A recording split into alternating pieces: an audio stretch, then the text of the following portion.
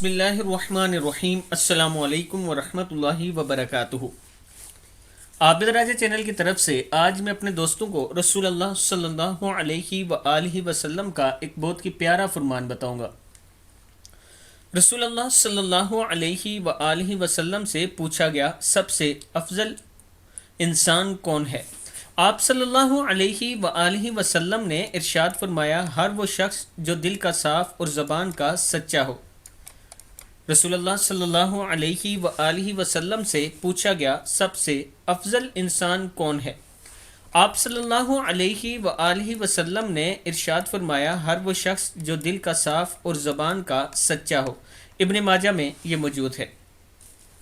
میں اپنے دوستوں سے گزارش کروں گا کہ دوسروں کے ساتھ اچھے سلوک کیا کریں، صاف بات کیا کریں اور سچ بولا کریں تاکہ لوگ آپ پر اعتماد کر سکیں۔